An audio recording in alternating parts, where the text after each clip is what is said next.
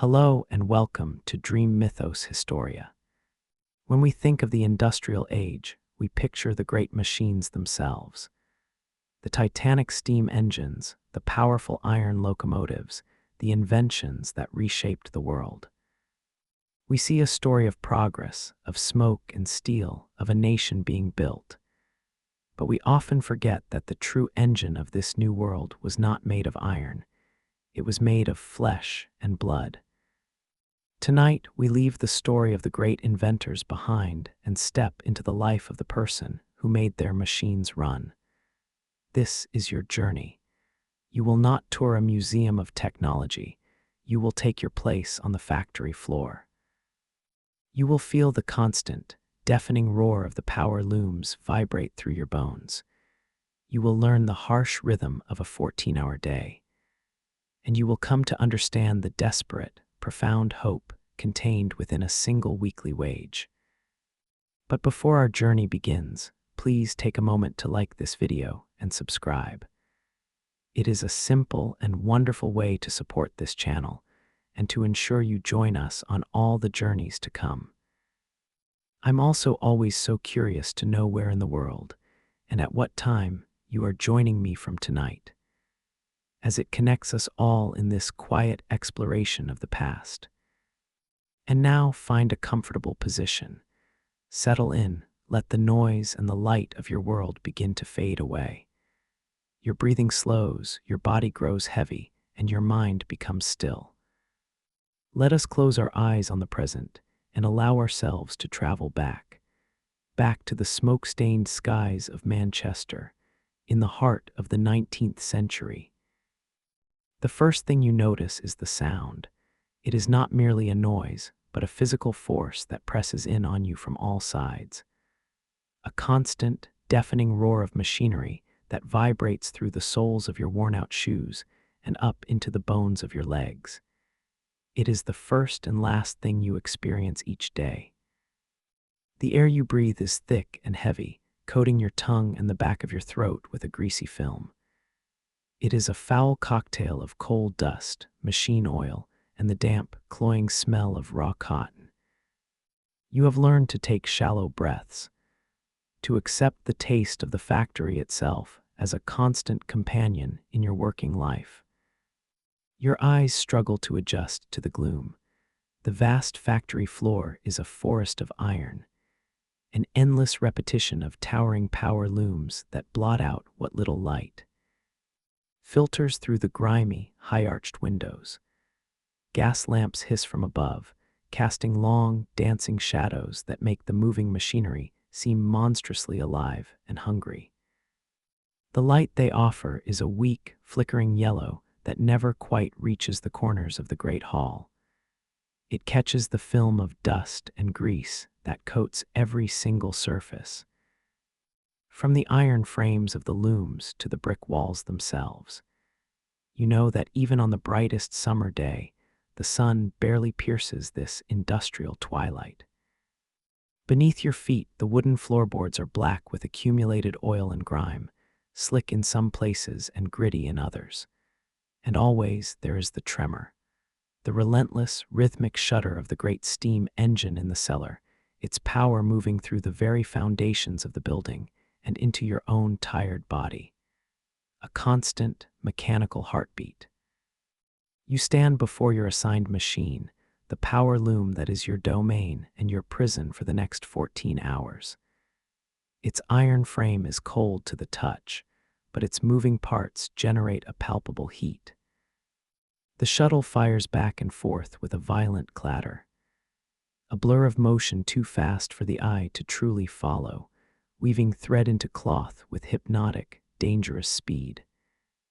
A deep, familiar ache has already settled into the base of your spine from hours of standing, your shoulders tight and stiff beneath your thin shirt. This constant, grinding exhaustion is a state of being you have come to accept. It is the price of the work, a pain that you must push through, minute by minute, hour by hour. Your hands are the tools of your trade, and they show it. The skin is rough with calluses, the fingernails permanently outlined in black grime. You watch them as they work, tying broken threads, replacing bobbins. And you are always conscious of their fragility. A moment's inattention, a single careless move, is all it would take for the machine to claim a finger. Around you, other figures move in the gloom, their faces pale and smudged in the gaslight. You do not speak, for speaking is forbidden and would be impossible over the roar anyway. They are ghosts in the machine, their bodies moving in the same tired, repetitive rhythm as your own, all bound to the relentless pace set by the factory bell. This is your world, not of fields and open sky, but of iron, steam, and endless, deafening noise. It is a world where your own body feels like just another component, a soft and fragile piece of a vast, uncaring engine. The long day stretches before you, a mountain of time to be climbed one aching minute at a time. The day is measured not in hours, but by the relentless rhythm of your machine. Your task is one of constant vigilance, watching the hundreds of threads that feed the loom. You are a tender of this iron beast, your purpose solely to ensure that it never stops weaving its perfect, endless sheet of cotton cloth. Your movements become automatic, a small, repetitive dance of survival. Your hands, acting with a speed born of endless practice, dart in to tie a snapped thread. Your eyes scan for the slightest imperfection, the smallest sign of a tangle that could bring the violent clatter of the shuttle to a disastrous halt. There is no room for a wandering mind here. You learn to enter a state of numb focus, where the roar of the factory fades into a dull, constant drone at the edge of your hearing. Your thoughts do not drift to the past or the future, but remain fixed on the present moment. The dance of the shuttle, the tension of the threads, the heat rising from the ceaselessly moving gears. A thread snaps. Without conscious thought, your fingers find the two broken ends in the blur of motion.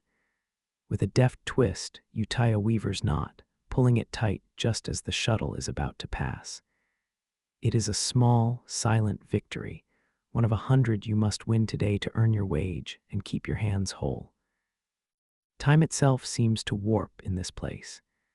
The sun's slow progress across the grimy windows is an unreliable guide. Instead, you measure the day by the changing of the bobbins, by the number of times the overseer makes his slow, silent patrol down your aisle, his gaze sweeping over the workers, looking for any sign of slowness. Then a sudden, jarring silence falls, as the main drive belt is disengaged for the midday break. The absence of noise is so profound, it leaves a ringing in your ears. For a few precious minutes, the great machine is still.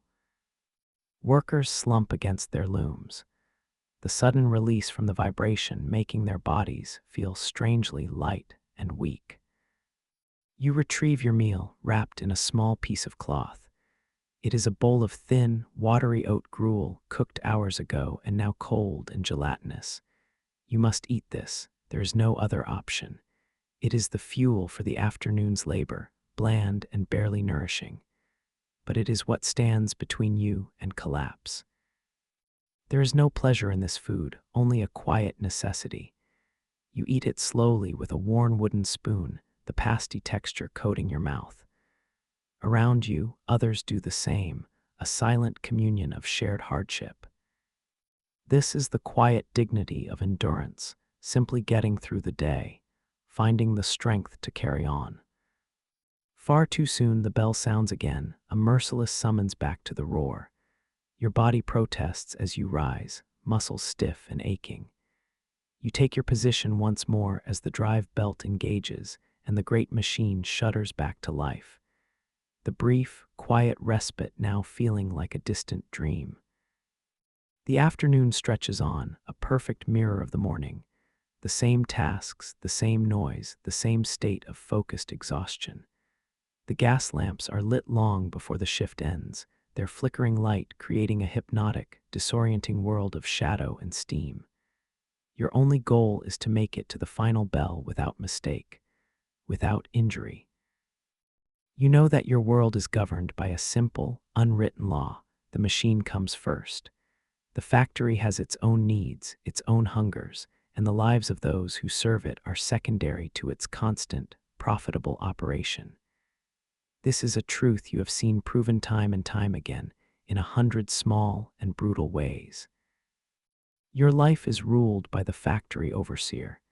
He is a man who walks the aisles with a measured, heavy tread, his hands clasped behind his back. His face is a mask of stern indifference, his eyes missing nothing. He does not need to shout to be feared. His power is absolute, woven into the very fabric of this place. You have seen a young boy, no older than 10, beaten for falling asleep at his post near the end of a long shift. You have seen a girl find a day's wages for a moment's conversation, her tears silently absorbed by the relentless noise of the looms. These are not punishments, you understand, but simple business transactions. The consequences of disobedience are listed in stark black paint on a wooden board nailed to the wall near the entrance. Rules of the mill, it reads. A fine for being 1 minute late. A fine for speaking to your neighbor. A fine for opening a window to gasp a breath of less fouled air. Your meager wage can be stripped away for the smallest human error. You understand that you are not seen as a person, but as a hand. You are a component of the factory, as replaceable as a gear or a drive belt. If you are injured, if you are sick, if you can no longer keep up with the pace of the machine, another will be waiting at the gates to take your place by the next morning. This knowledge breeds a quiet, personal faith. Not the faith of the Sunday sermons, which speak of a distant and watchful God, but a more immediate and practical belief. You learn to trust in the strength of your own hands, in your ability to stay focused, and in the small, unspoken bonds of solidarity with those around you. You know that if a worker nearby gets their sleeve caught, the person next to them will pull the emergency stop. Consequences be damned. You know that a shared glance can communicate more than words ever could in this deafening roar. A warning that the overseer is near, a moment of sympathy for a dropped tool or a tangled thread. This is the silent, unwritten code you live by. The official rules are designed to isolate you, to turn each worker into an island of anxious labor. But the human need for connection persists, even here. It survives in the shared understanding that your only true safety lies in the quiet, watchful presence of your fellow workers. You have learned to read the moods of the factory itself. There is a certain pitch to the machinery that signals a coming breakdown, a subtle change in the air that warns of a drive belt about to snap. You have become a part of this industrial ecosystem, your senses attuned to its rhythms and its dangers. And so you work on, caught between the absolute power of the overseer and the silent, fragile network of your peers. You know your place in this world is precarious. You are one misstep away from injury, one illness away from destitution. Your worldview is simple: endure the day, collect the wage, and hope for the strength to do it all again tomorrow. The rhythm of the day is a trance, a state of mind you must enter to survive. The clatter of the loom, the whir of the drive belts, the thunder of the steam engine. It all merges into a single, monotonous roar that swallows thought. You are focused only on the threads, your hands moving with a life of their own. Then a new sound cuts through the symphony of the machine. It is a sound so alien in this place that it momentarily freezes you. It is not metal on metal, but something sharp, ragged, and horribly human. A scream. It is swallowed almost instantly by the noise, but you heard it, and you know it was real. Suddenly, in the aisle to your left, a loom grinds to a halt with a screech of protesting metal. A silence spreads from that spot, a pool of quiet in the roaring ocean of sound as other workers stop their machines. Heads turn, and in the flickering gaslight, you see figures frozen in place, their faces pale and wide-eyed.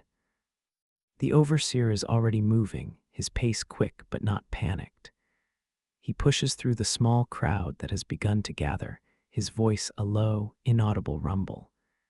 You cannot see what has happened, only the backs of your fellow workers and a dark, still shape on the oily floorboards. The air grows thick with a metallic smell, and a collective, unspoken fear. This is the moment you have been warned about, the one that lives in the back of every worker's mind. The machine, which provides your meager wage, has shown its other side. It does not distinguish between cotton thread and human flesh.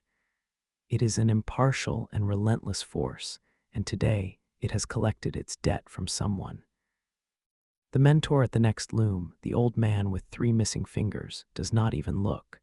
He simply shakes his head, his face a mask of grim resignation. He has seen this before, many times. To him, it is not a shock, but an inevitability, like the rising of the sun or the ringing of the factory bell. 2 men carry the injured worker away, a limp and silent form, leaving behind only a dark stain on the floor. There is no ceremony, no pause. The overseer barks an order, and a boy is sent forward with a bucket of sand and a rag. The goal is not to comfort, but to erase the evidence of disruption, to get the machine running again as quickly as possible. You are forced to turn back to your own loom, your hands trembling slightly. The monotonous rhythm you once found hypnotic now feels menacing. You remember the reason you are here, the memory of last year's failed harvest, the sight of your family's barren fields, the hunger that drove you to this city. There is no going back. The great drive belt above you shudders and begins to turn once more. The loom before you lurches back into its violent, clattering life. The incident is over. The roar returns to its full, deafening power, but it sounds different now. It is no longer just the sound of industry, but the sound of a constant, mortal threat. The machine runs on, indifferent and eternal, but something inside you has changed. The roar is no longer just a noise. It is a constant reminder of the thin line between survival and disaster.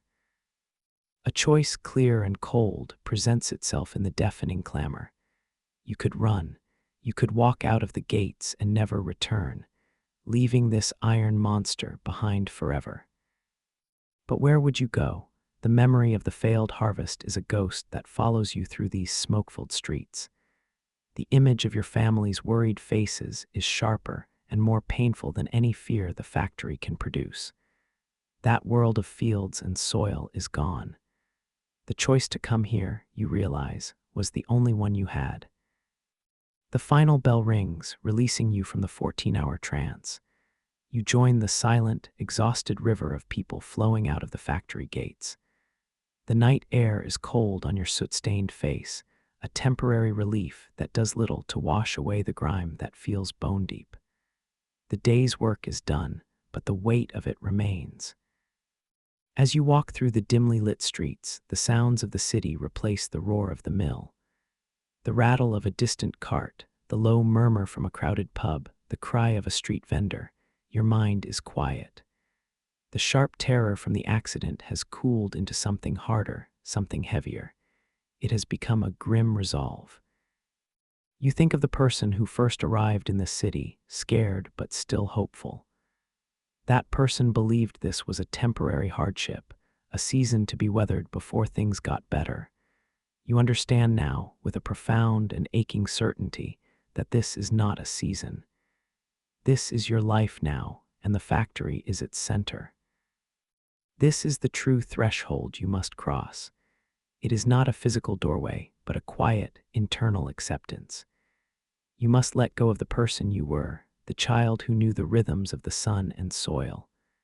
To survive here, you must become someone new, someone harder, someone who can face the machine on its own terms.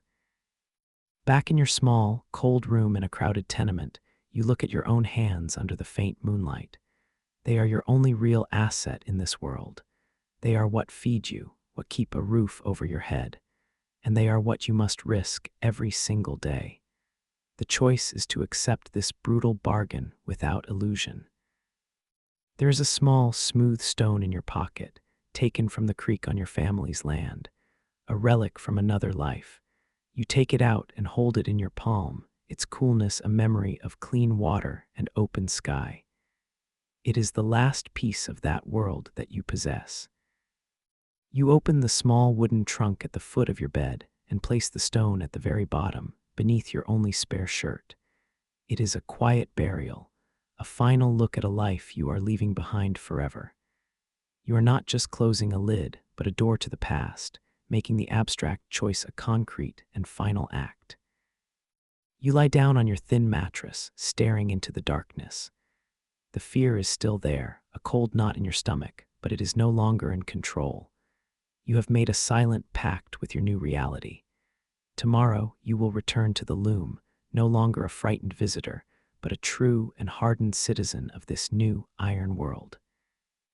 The next morning, you walk through the factory gates with new eyes. The sensory anchor of your old life, the smell of damp earth after rain, the vast and quiet sky, now feels like a half-remembered dream. Here, the only reality is the constant, deafening roar of the power looms, a sound that has become the new weather of your world. You are no longer overwhelmed by the noise and the greasy, coal-thick air. Instead, you begin to study it, to understand its language. You notice the higher-pitched whine of a loom struggling with a poorly spun bobbin, the deeper groan of the main drive shaft under a heavy load. This is your new environment, and you must learn its signs to survive. The man at the next loom, the one who lost 3 fingers to the machine years ago, becomes your unintentional guide. He never speaks your name, nor you his. Words are a currency you cannot spend here. But through his actions, he teaches you the subtle art of staying alive in this iron forest. You watch his hands. They move with a slow, deliberate economy, never wasting emotion, never taking an unnecessary risk. He shows you, with a single pointed gesture, how to brace yourself against the loom's frame to lessen the exhausting vibration in your legs. It is a small but profound lesson in endurance. This is a world of overwhelming sensation, a stark and brutal contrast to the life you left behind. The scent of hay and livestock has been replaced by the sharp, metallic tang of hot oil and steam. The feeling of soft soil under your feet is now the hard, unforgiving tremor of the vibrating floorboards. Everything is hard, loud, and relentless. He is your mentor, though he would never use such a word. He is a survivor, and his lessons are simple and direct. He taps your arm and points to a loose strand of your own hair, then points to the rapidly spinning gears near your head. The message is clear, a silent warning that saves you from being scalped for a moment of carelessness. The culture shock is not in the grand differences, but in the small, intimate details of this new life. It is in learning that a moment of distraction can cost you a hand, that friendship is a silent glance of solidarity, and that hope is not a grand dream for the future, but simply making it to the end of the day unharmed. You see the deep, cynical exhaustion in his eyes, and you understand it. He is not cruel, but he has no room for sentiment. This new world has burned it out of him, leaving only the practical, hardened core of a man determined to see the next sunrise. He is a reflection of what you must become to endure this place. You have left the old rules of your past life behind, the ones that were governed by the seasons and the sun. But what are the new ones? You soon learn that in this place there are 2 sets of laws. One is written in black paint for all to see, and the other is written in silence, in the shared experience of survival. The first set of rules is nailed to the wall by the factory entrance, a stark and unforgiving code. Each line is a declaration of your powerlessness: 6 pence fine for a dirty workstation, a shilling fine for being found washing yourself during work hours, 2 shillings for whistling. The list is long, a catalog of tiny sins that can erase a day's hard labor. These are the articles that govern the machine and its tenders. They are designed not for safety or for order, but for maximum productivity. The overseer is their enforcer, a silent judge who patrols the aisles, his eyes searching for any infraction that might slow the great, thrumming engine of commerce. The laws are absolute and without appeal. But then there is the second set of rules, the true code of this brotherhood of strangers. Your mentor, the old man with the scarred hands, begins your initiation without a single word. He sees you glance nervously down the long aisle, and he gives a barely perceptible shake of his head before looking pointedly at the floor. You learn to watch the shadows. The long, distorted shadow of the overseer always precedes him on his patrols. The unwritten law is simple. Whoever sees it first creates a small, accidental noise. A dropped bobbin, a cough, a tool clattering on the floor. It is a subtle alarm that ripples down the line, a warning to be alert. Another rule is demonstrated when a young girl at a loom down the aisle catches her sleeve in the machinery. She is too frozen with fear to scream. Instantly, the man next to her, without a moment's hesitation, yanks the emergency stop lever. He knows he will be fined, perhaps even dismissed, but it is an automatic, unquestioned response. You learn that this is the most sacred article of their code. You do not let the machine take another person if you can stop it.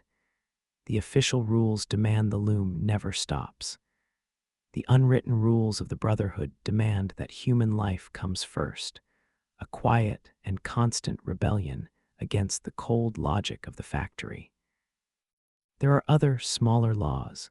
When the midday gruel is passed out, you see your mentor break off a small piece of a hard bread crust he had saved and slide it to a young boy who looks faint with hunger. No one acknowledges the act. It is a sacrament of shared hardship, a recognition that they are all in this together. This new society's customs are a direct response to the cruelty of the written ones. The rule against speaking creates a rich language of gestures. The constant threat of fines creates a system of mutual protection. The scarcity of food creates a quiet, almost invisible network of shared sustenance, a defiance of the hunger. Your initiation is complete the day you are the first to see the overseer's shadow approaching. Without thinking, you let a metal tool slip from your grasp, its clatter a sharp warning in the monotonous roar. The old man gives you a slow, single nod, a silent acknowledgement. You are now truly a part of this world. You understand that the factory owner sees you all as individual, replaceable parts. But the workers have quietly, defiantly refused this. They have forged themselves into a single, silent entity, bound by an unwritten code of mutual support. It is a fragile but deeply human shield against the cold, hard iron of their world. The final bell releases you into the damp, cool air of the evening. The walk from the factory is a journey from one kind of noise to another. The industrial roar is replaced by the cacophony of the city streets. The clatter of iron-shod wheels on cobblestone, the distant shouts of vendors, and the low, constant hum of 1,000 lives packed tightly together. Your home is a single room on the 4th floor of a tall, narrow tenement building. Its brick face is stained black with years of coal smoke, and the street it sits on is a landscape of identical, soot-darkened structures. The air here smells of damp coal, stale cooking, and the press of too many people in too small a space. The journey up the stairs is a slow ascent into darkness. The stairwell is narrow and steep, the wooden steps worn into smooth, shallow bowls by the passage of countless feet. The air is still and close, and the walls are cool and damp to the touch. Through the thin walls, you hear the muffled sounds of your neighbors, a baby crying, a low argument, a sudden burst of laughter. Your room is a small, cramped box. There is no decoration, only the bare necessities for survival. A single small window looks out not onto a street, but onto the grimy brick wall of the building next door, so close you feel you could almost reach out and touch it. What little light it offers during the day is gray and indirect. The sleeping arrangement is a thin mattress stuffed with straw, laid out in the corner on the floorboards. It is a world away from the soft, familiar bed of your past. Here, comfort is not a consideration. This is merely a place to rest your aching body for a few hours before returning to the relentless demands of the factory. At the center of the room is a small, overturned crate that serves as a table and chair. Beside it sits a bucket for water and a small, cracked ceramic bowl. The textures of this place are all hard and cold. The rough brick of the walls, the splintery wood of the floor, the thin, coarse wool of your single blanket. And yet, in the profound quiet after the factory's roar, this small space is a sanctuary. The silence is a physical relief, a balm on your overwrought nerves. Here, there are no moving gears to threaten your hands, no overseer to watch your every move. It is a place of immense opportunity, the opportunity to simply be still. But it is also a place of quiet danger. The chill that seeps in through the ill-fitting window frame is a constant threat of sickness. The rent for this tiny, bare room consumes a huge portion of your weekly wage, a constant pressure that ensures you will be back at the factory gates in the morning. This room is both your refuge and your cage. You lie down on the straw mattress, pulling the thin blanket up to your chin. You can still feel the ghost of the loom's vibration in your bones, a faint, rhythmic tremor that takes hours to fade. This is your new home, a place defined not by what it contains, but by what it lacks: warmth, comfort, space, and the promise of a better tomorrow. To survive in this new world, you must become a master of a single, complex tool. It is not a simple hammer or a plow, but a machine of immense power and intricate design. This is your power loom, and it is more than just your workstation. It is your partner in a dangerous and demanding craft, one that requires your complete and undivided attention. You begin to see it not as a single entity, but as a collection of specialized parts, each with its own purpose and rhythm. You are like a physician learning to diagnose a patient, or a priest learning the articles of a new and demanding faith. You must understand the loom's anatomy to predict its behavior and command its power. The foundation of the machine is its frame, a massive, unyielding structure of black cast iron. It is cold to the touch, and its sheer weight absorbs the violent vibrations of the moving parts it contains. It is the skeleton, the anchor that holds all the chaos in place, bolted firmly to the oil-stained floorboards, a permanent and immovable feature of your world. The heart of the loom is the shuttle, a small, boat-shaped piece of wood tipped with metal. It holds the bobbin of thread that forms the weft, the horizontal threads of the cloth. During operation, it is not merely fast.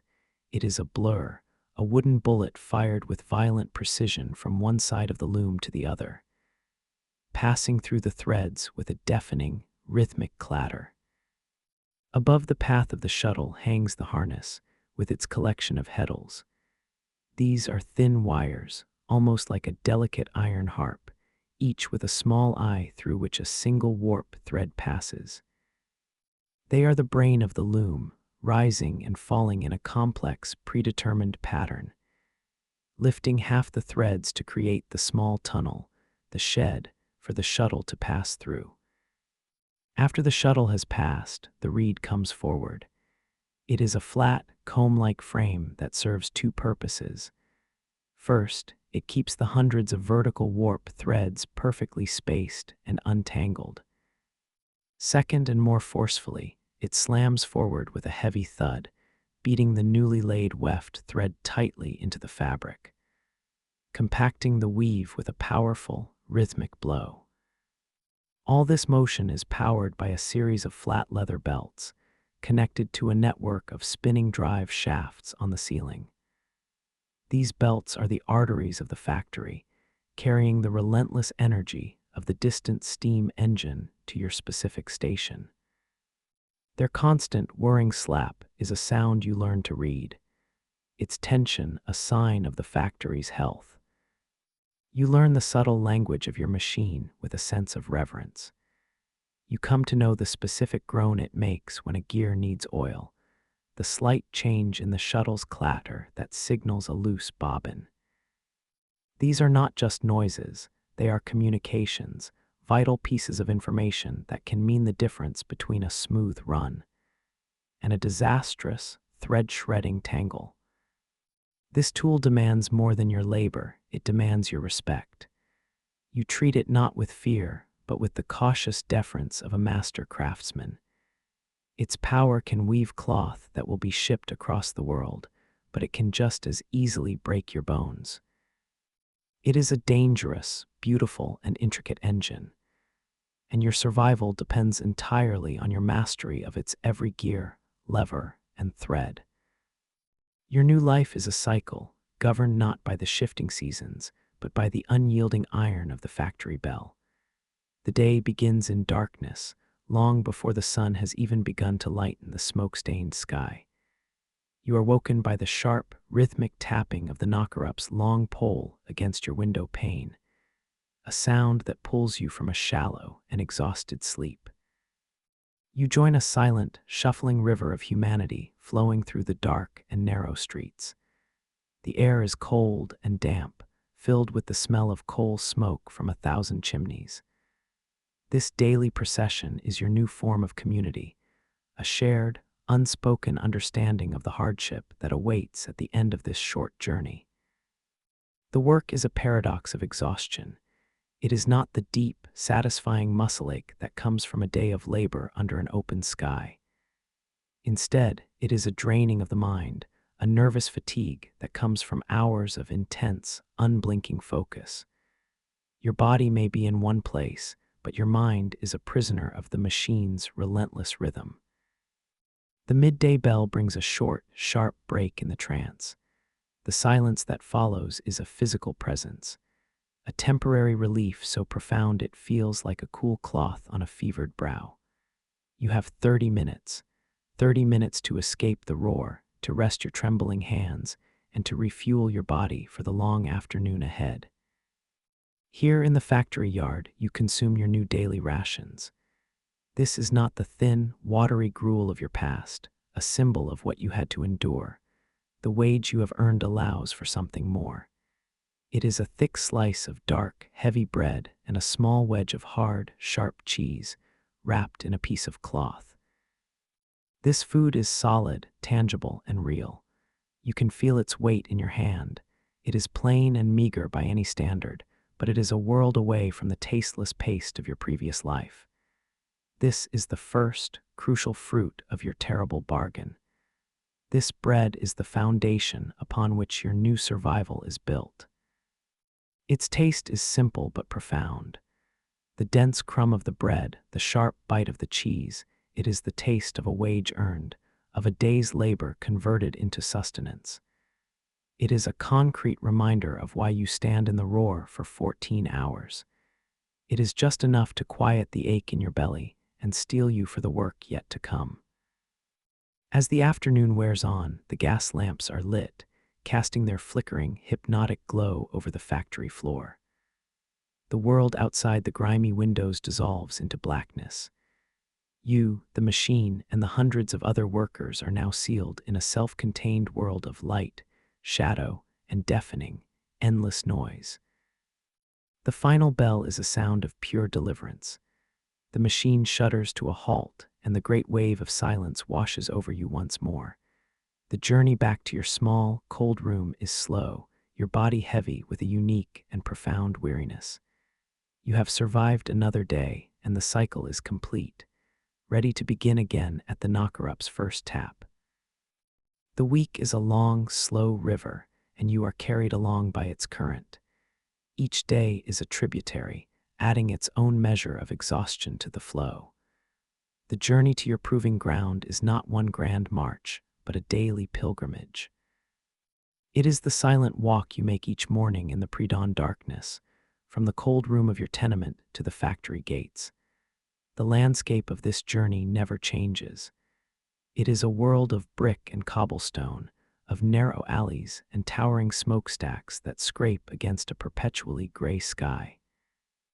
You walk past the closed doors of shops, the darkened windows of public houses, your footsteps echoing in a soft, shuffling rhythm, with the hundreds of others making the same slow march. The quality of the light changes with the passing days. On a Monday morning, the gaslights of the street seem harsh and unforgiving, illuminating the start of a long ordeal. By Wednesday, you barely notice them, your mind already focused on the machine. By Friday, their soft glow feels like a beacon, a promise that the end of the week's labor is near. This period is not a training of new skills, but a conditioning of the body and mind. You are honing the craft of endurance itself. You learn to conserve every ounce of energy, to find tiny moments of rest within the relentless motion, to pace your own spirit for the 14-hour marathon that is your ultimate and recurring test. There is a quiet, shared focus that grows among the workers as the week progresses. The silent language of nods and glances becomes more pronounced, more meaningful. You are all approaching the same finish line, the final bell on the last day that signals the payment of the wage. This shared anticipation is a powerful, unspoken bond holding you together.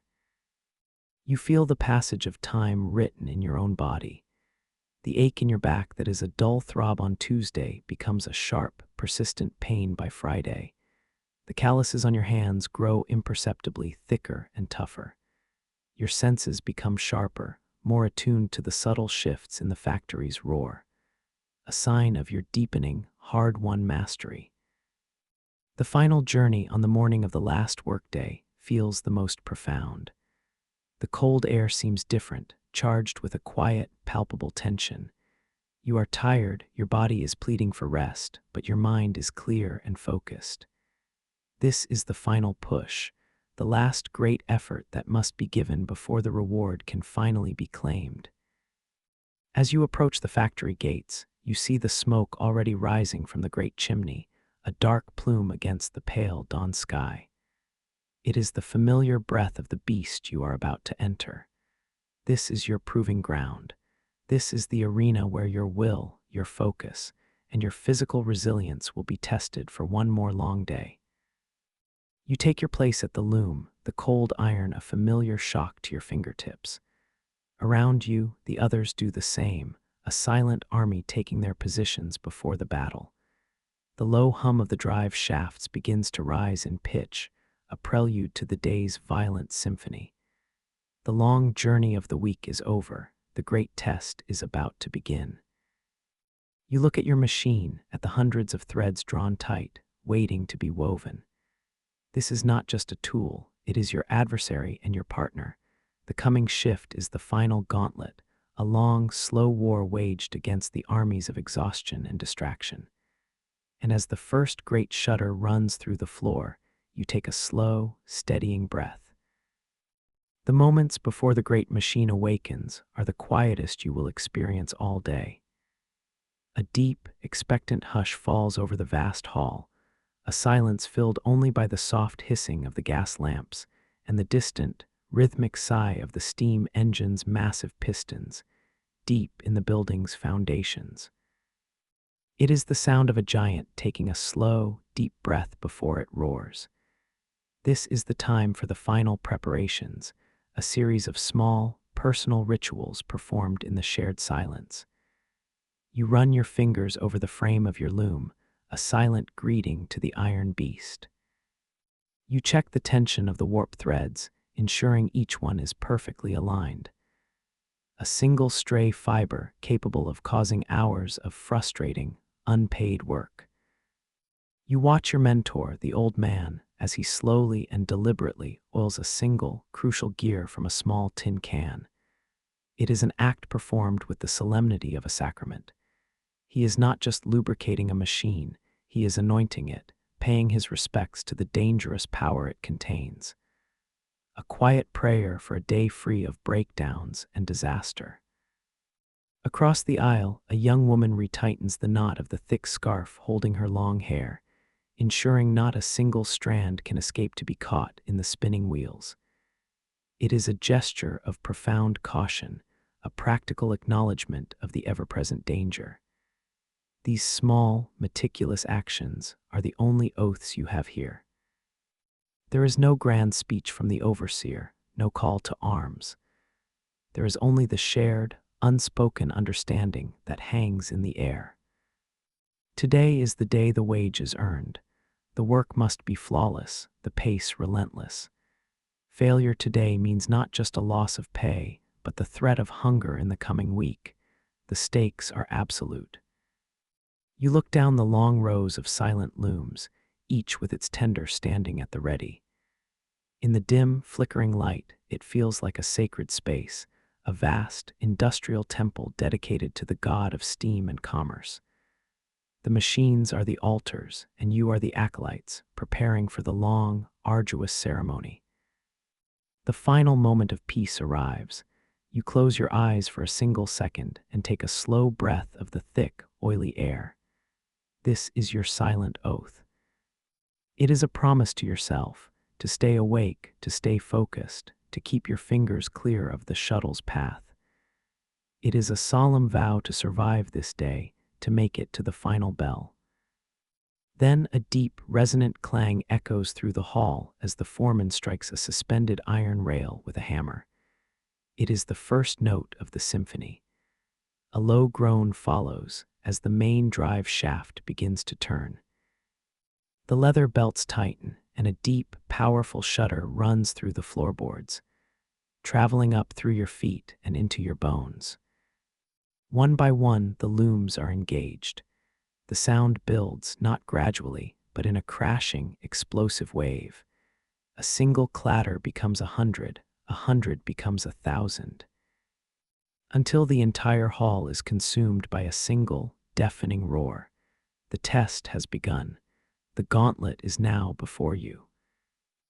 The 14-hour shift begins not with a roar, but with a shudder. A deep, resonant groan from the cellar of the great steam engine sends a tremor through the floorboards, a vibration that travels up your legs and settles deep within your bones.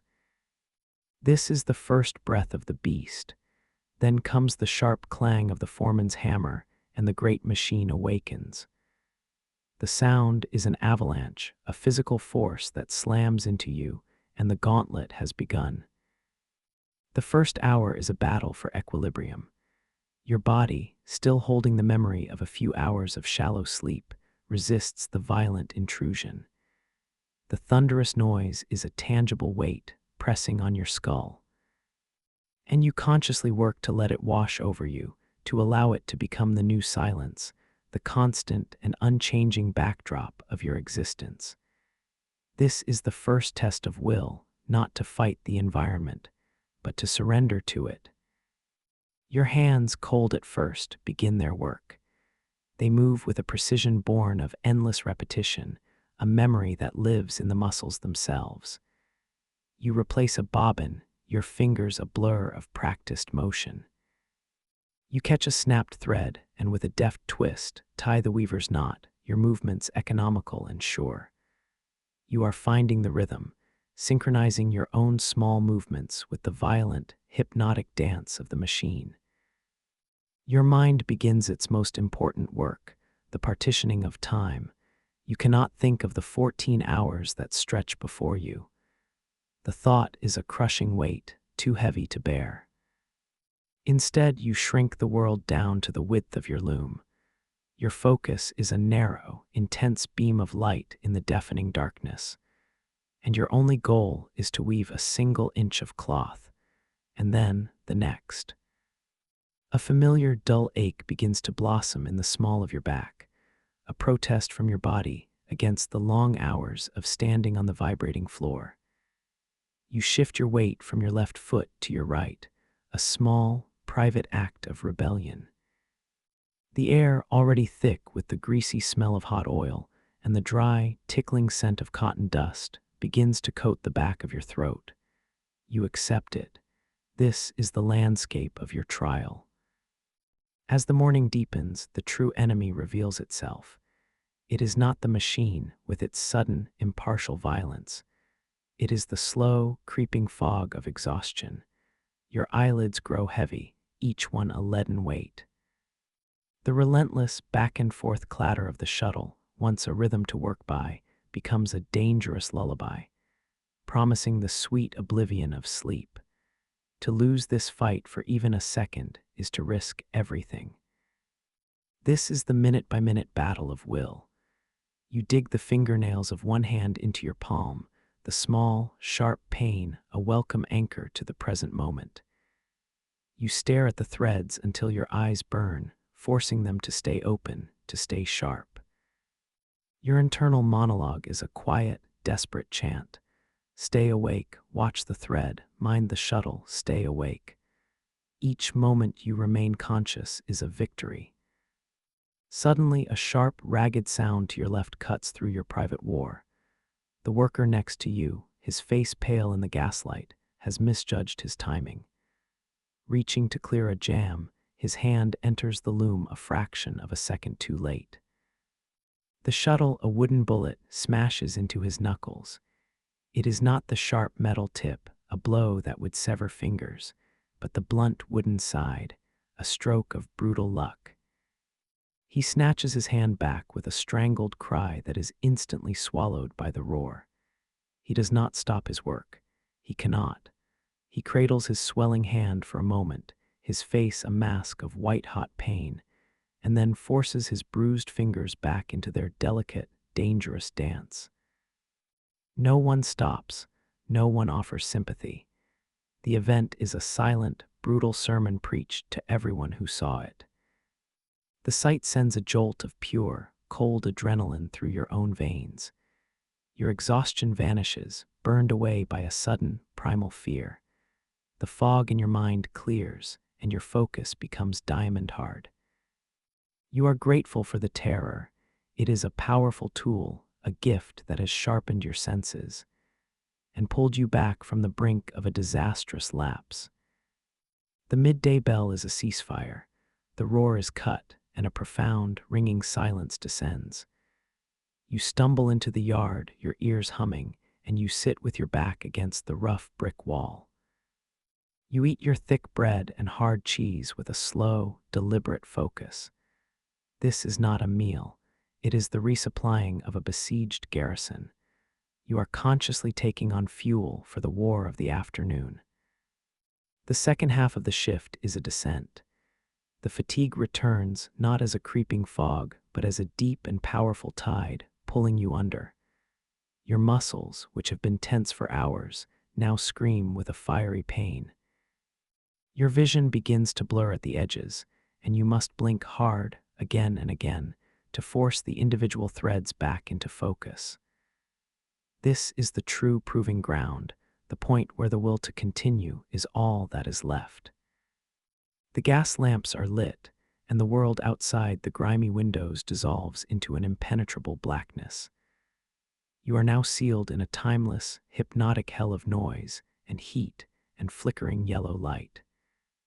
The dancing shadows play tricks on your exhausted mind, making the towering looms seem to sway and breathe, as if they were living, hungry things. This is the wall, the point of collapse. To survive it, you must detach.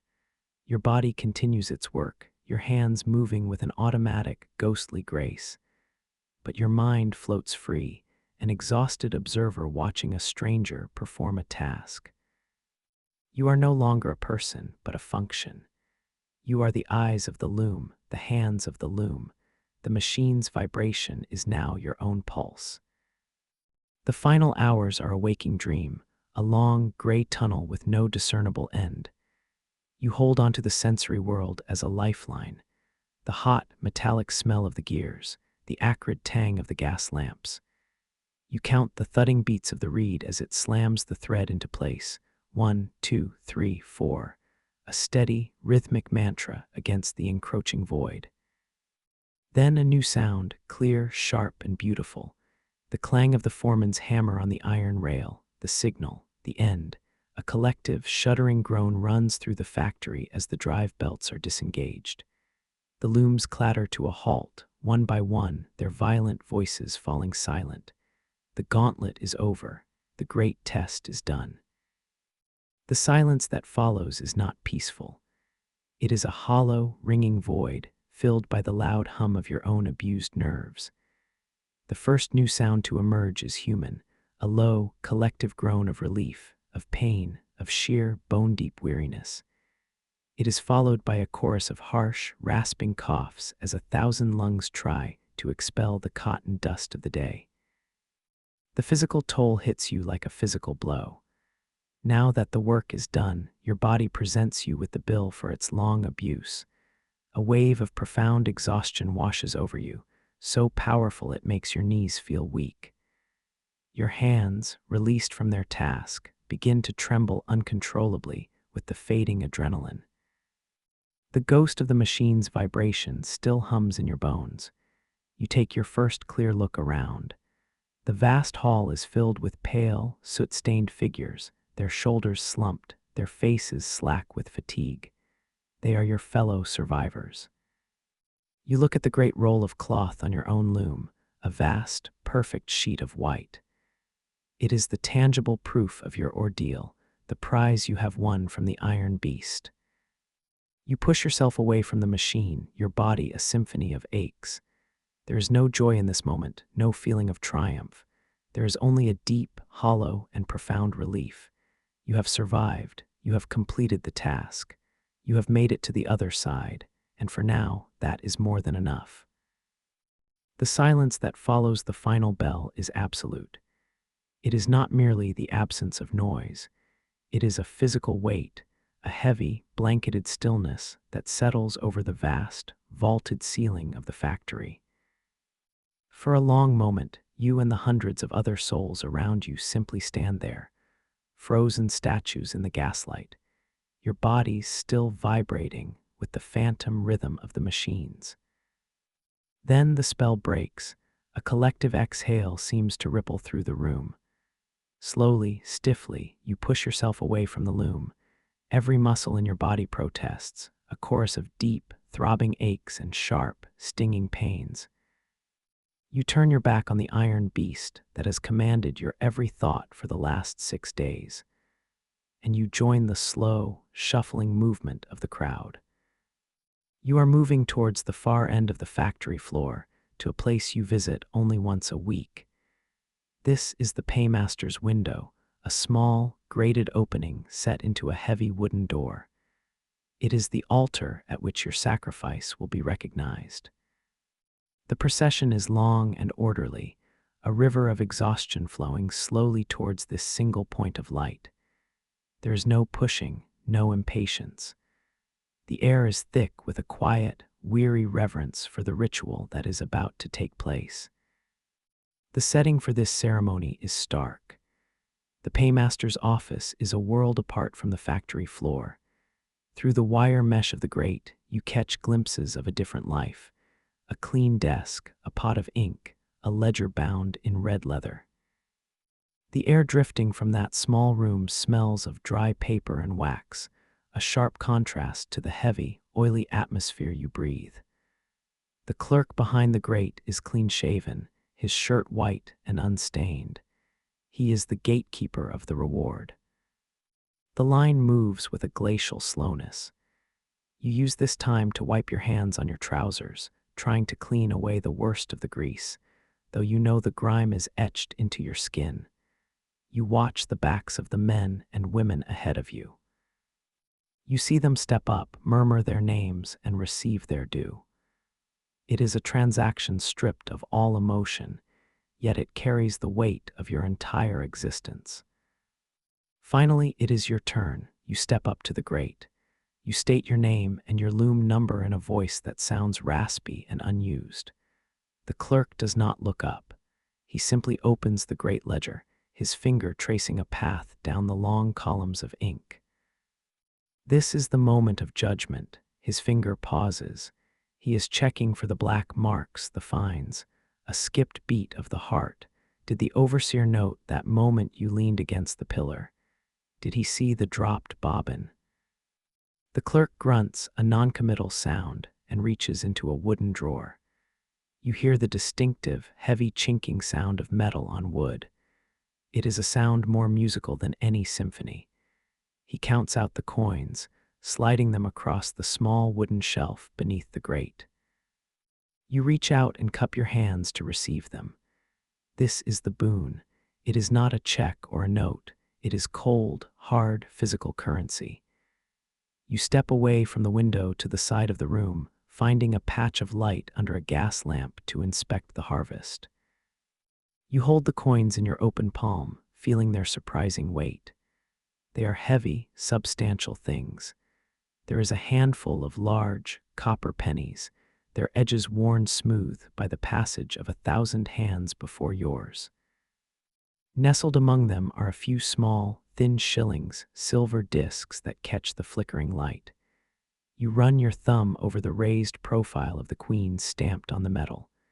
This is not abstract wealth. This is the concrete reality of your labor. You count them slowly, moving each coin from one hand to the other with a deliberate clink. The sum is meager by the standards of the world outside, but here, in the palm of your hand, it feels like a fortune. You feel the cool metal warming against your skin. You look at the coins and you do not see metal, you see the coming week. That heavy copper penny is a loaf of dark, dense bread. That silver shilling is the rent for your room. The guarantee of a roof over your head and a dry place to sleep. That smaller coin is a bucket of coal for the fire. You are holding your survival in a tight, dirty fist. As you pocket the wage, ensuring it is deep and safe, you look up and catch the eye of your mentor, the old man with the scarred hands. He is standing by the door, his own wage already secured. He does not smile. He does not speak. He simply gives you a slow, single nod, a dipping of the chin. In this world, that gesture is the highest form of recognition. It is not a celebration of a job well done, but a solemn acknowledgement of endurance. It says, you stood the test. You kept your hands. You earned your keep. You nod back, a silent pact renewed. You have the money. You have the respect of your peer. You have survived the gauntlet, and the prize is safe in your pocket. The journey away from the factory is a pilgrimage in reverse. You walk the same cobblestone streets as you did in the pre-dawn gloom, but they are transformed.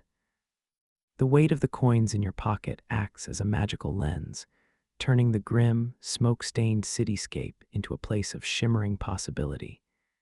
Your steps, once a slow, shuffling march of dread, are now light, almost buoyant, propelled by the promise of release. Your body is a vessel of deep and profound aches, but for the first time in a week, you are in control of it. You are not a component of a larger machine, but a free agent moving through the world. The simple act of walking on solid ground that does not vibrate, of breathing air that does not taste of oil, feels like a rediscovered luxury. This is the first taste of your reward, the return of your own autonomy. Your destination is a beacon of light and noise at the corner of your street, the Gin Palace. This is your place of release, your Nassau. As you push open the heavy wooden door, you are hit by a tidal wave of sensation, a glorious assault on a senses that have been starved and punished all week. It is here that the contrast between the misery of your labor and the indulgence of your payoff becomes breathtakingly real. First, the feeling. A blast of warm, humid air envelops you, a welcome shock after the damp chill of the street. It is the warmth of 100 tightly packed bodies, of a roaring fireplace in the corner you had not noticed was there. For 1 week you have stood in a drafty, cavernous hall, the cold seeping into your bones. Now, you feel the tension in your shoulders begin to melt away. A physical unclasping of the armor you wear to survive the factory. Then the sound, the roar of the Jinn Palace is not the soul-crushing, mechanical thunder of the looms. It is a chaotic, vibrant, and deeply human symphony. The air rings with the sound of sharp, explosive laughter, of loud, unrestrained conversation, of mugs and glasses clinking together in toasts. In the corner, a man plays a jaunished, out-of-tune piano, but the melody is joyful and defiant. After a week of enforced silence, this glorious, messy noise is the sound of freedom itself. You make your way to the long, sticky bar, a small silver shilling held tight in your hand. This single coin represents hours of your life, of your focus, of your pain. You place it on the wet wood, and in a simple, miraculous transaction, it is transformed. The bartender slides you a small, thick glass of clear gin and a plate with a thick slice of roasted meat and a hunk of fresh, dark bread. You find a small space at a shared table and take the first bite. The bread is not the hard, stale ration of the factory yard. It is soft and chewy, its crust crisp. The meat is hot, rich with the taste of salt and fat. After a week of your symbol of hardship, the thin, watery gruel of your past, or the simple, functional bread and cheese of the present, this explosion of flavor feels like the most profound indulgence imaginable. It is not just food, it is a celebration. Finally, you lift the glass. The gin is harsh, potent, and anything but refined. But as you take the first sip, a wave of botanical heat spreads through your chest. A clean fire that burns away the last of the factory's greasy residue. It is a chemical release, a key that unlocks the tightly coiled springs of tension in your neck and back. You close your eyes for a moment, savoring the feeling. This is your triumphant return. You are not a lord in a manor, but in this moment, you feel a similar sense of profound, earned satisfaction. You have traded your suffering for this warmth, this noise, this taste. For a few precious hours on a Saturday night, you are not a hand.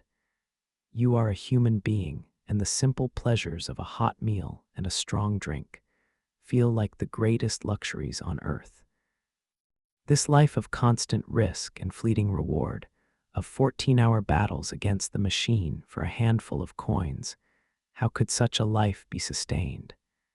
The wage you earn is enough to keep you from starvation, but it offers no real protection from the deeper, more insidious dangers of your world. The true answer, you come to realize, lies not in the coins in your pocket, but in the silent, unwritten code of the people who stand beside you. The owners of the great mills built their system on a simple, brutal principle.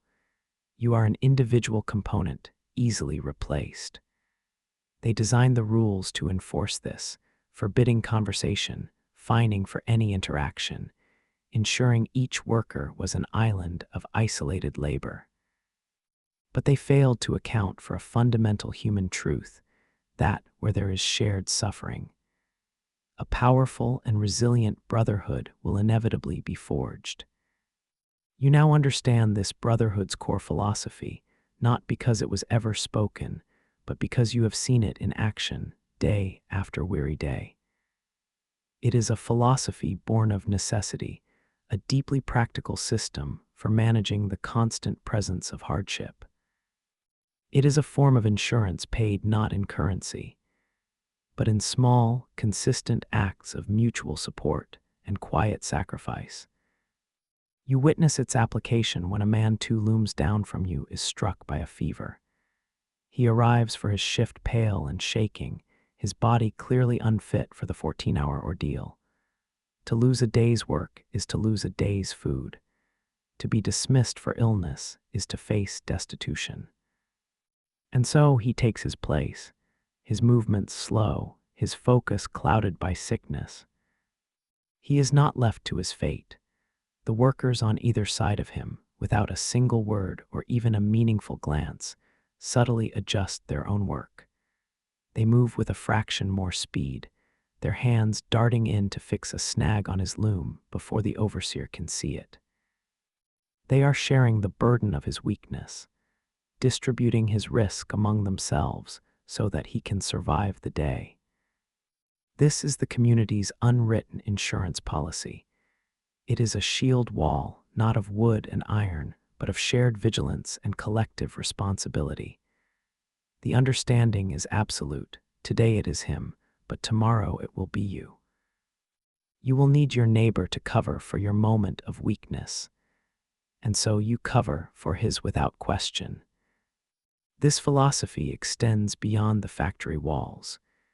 You learn of the informal funds, the collections taken up when a worker is killed or too badly maimed to continue. A man will walk the tenement hallways on a Sunday, a cap in his hand, collecting a single penny from each family. It is a tiny sacrifice, the price of a piece of bread, but when multiplied by 100 families, it becomes a lifeline. It is enough to pay for a simple burial, to give a grieving widow a month's rent, to provide a small measure of dignity in the face of absolute disaster. This is how the Brotherhood handles the ultimate consequence of their dangerous trade. The company provides nothing, the state provides nothing. The community, with its meager resources, provides what it can, a moment of grace. You are experiencing a profound shift in your own understanding. The fear you once felt was a solitary burden. Now you see it as a shared condition. You have moved from the primal, individual instinct for survival to a deeper, more resilient trust in the collective. You now know that if you fall, 100 hands, strangers bound to you by the roar of the loom, will quietly, imperfectly, try to catch you. This is the humane architecture that makes this inhuman world just barely habitable.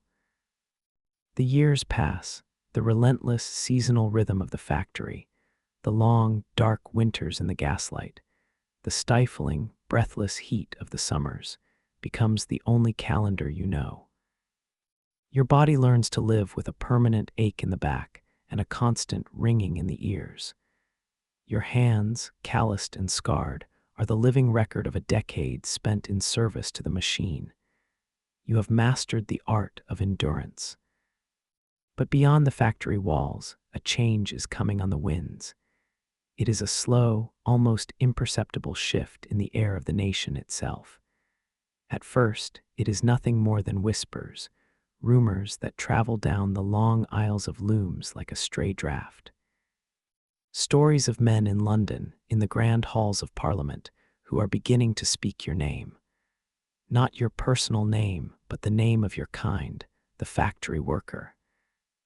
These whispers are the first signs of a great and powerful tide finally turning its attention toward you. For decades, the mills have operated like sovereign kingdoms, their owners the absolute monarchs, their rules the only law. The world outside was a distant concern, but the smoke from the factory chimneys has not gone unnoticed. The stories of injury, of endless hours, of childhoods consumed by the machine, have finally coalesced into a force of their own. You would have seen the portents of this change in small, concrete ways. One day, a man with a notebook and a clean suit appears on the factory floor. He does not speak to the overseer, but to the workers. His pen scratching furiously as he asks questions about your hours, your pay, the dangers of your work. His presence is a crack in the old foundation of absolute power. Later, a new rule is posted, this one not from the factory owner, but from an authority far greater. A law passed by the Queen herself, stating that no child under the age of 9 is to work in the mills. You watch as the smallest children, the nimble-fingered scavengers who once crawled beneath the looms, disappear from the factory floor. Their absence a silent testament to this new and unfamiliar intervention. The era of the purely unregulated factory, the one you entered as a desperate youth, is slowly and inexorably coming to an end. The great, unthinking engine of industry is being forced, against its will, to develop something of a conscience.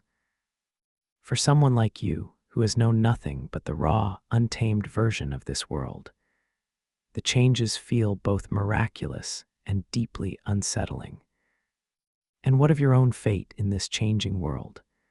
The historical record is clear on the most likely paths for the first generation of the industrial age. The most fortunate of your kind might live to see the 10-hour day become law. A gift of 4 hours of life returned each day that feels like an impossible luxury.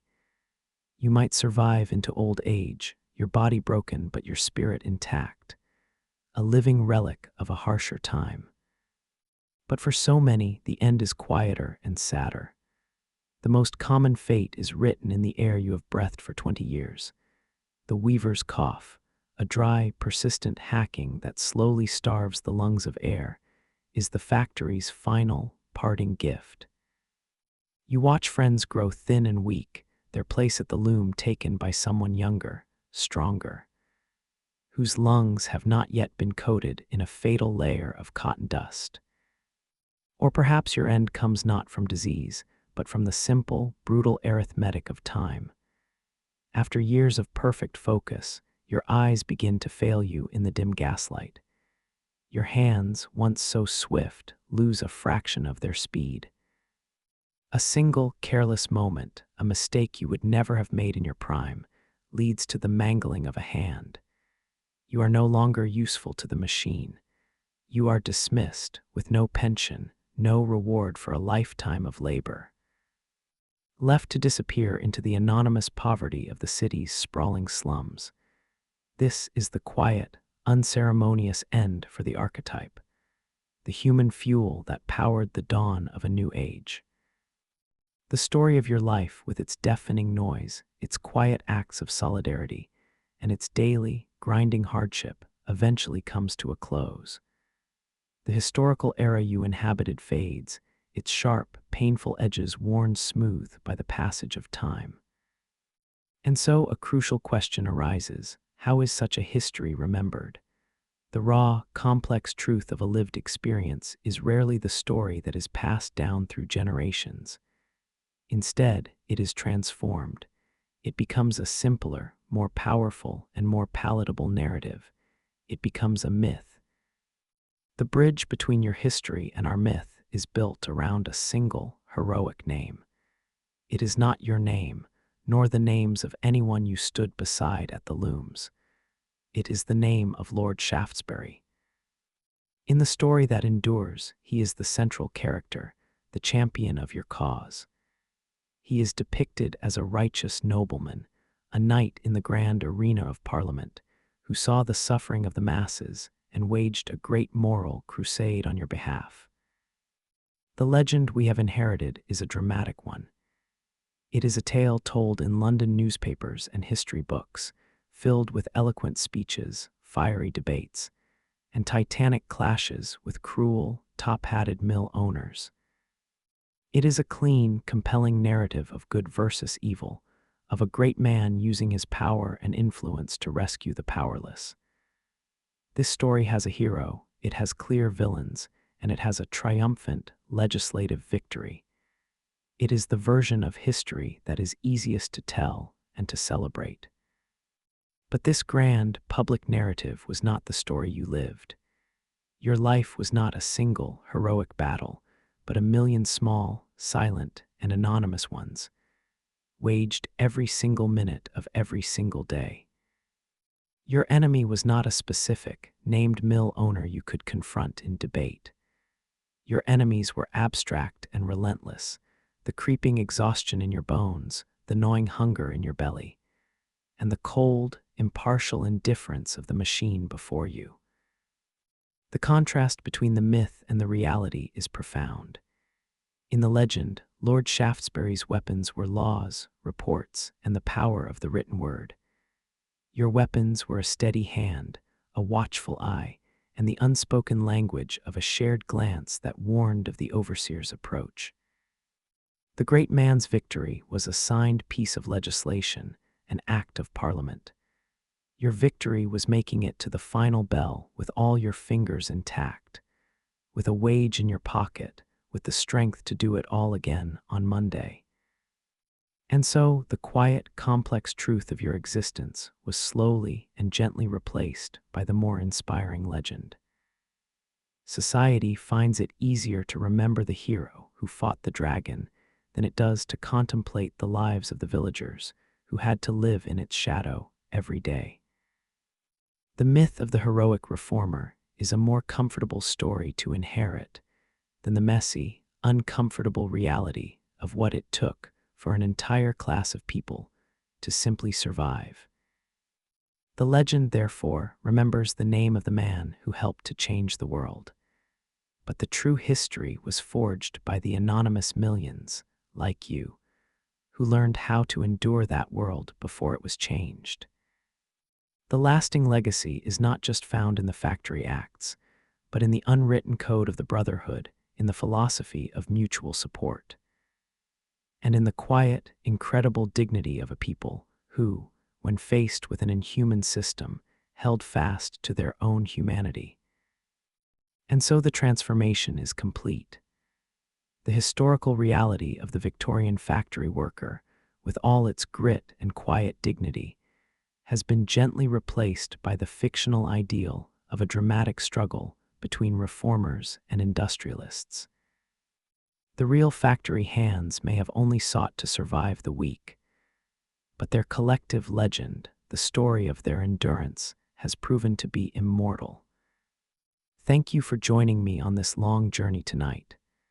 From the harsh realities of the factory floor to the birth of a timeless legend, our voyage through history is now at an end.